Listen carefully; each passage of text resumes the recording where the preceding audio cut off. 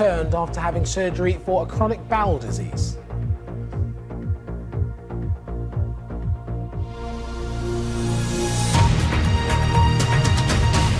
For the past 47 days, the village of Hambledon in Hampshire has been underwater. The heavy rain in recent weeks led to serious groundwater flooding, and the village has been virtually cut off. River levels may be slowly falling, but the Environment Agency says groundwater flooding remains a concern, particularly in Berkshire, Hampshire, Surrey, Sussex, Kent and parts of London. And groundwater flooding could continue to cause problems for weeks. Well, Duncan Kennedy is in Hambledon for us now. Duncan. Well, Sophie, January the 4th is a date they won't be forgetting around these parts anytime soon. That's because it was the day these waters came. As you said, they haven't disappeared since. 47 days of this in all these homes, all these streets, and it hasn't gone away since. And in many ways, it's not like the other flooding that we've been covering in the past few weeks. As you say, it's not the rivers coming over their banks. This is groundwater coming up from underneath because the chalk below us is saturated. It's got nowhere to go. And you know what? It's just as devastating. Pumps, pumps, pumps. Hambledon has become the home of pumps in the scramble to drain this water. They're everywhere as it spews up from the ground.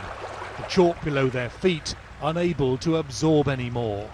Got a third pump running in there which runs out through the air brick. The other side of the At house. Clink Goebel's home there's a flood cellar designed to take it, but it's already brimming over.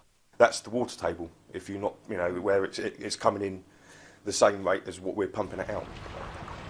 The main street has been gushing like this now for 47 days. The water can't drain away.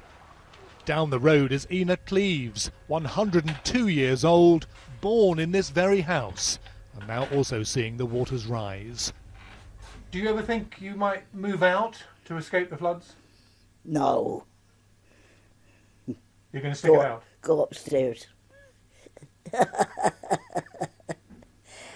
Go upstairs.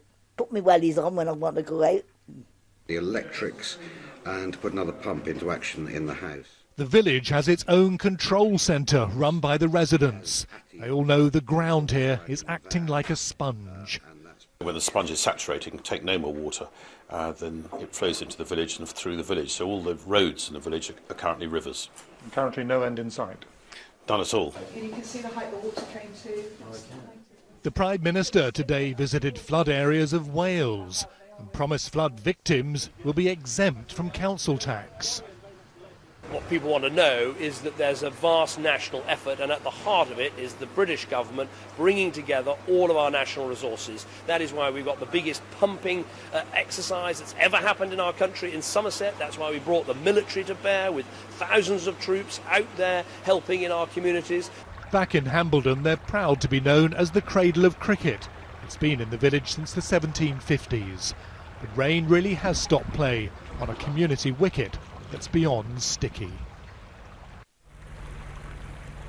And as you can see, there's still plenty of it running through the streets of Hambledon. It's going to be here for weeks to come because it has got nowhere else to go.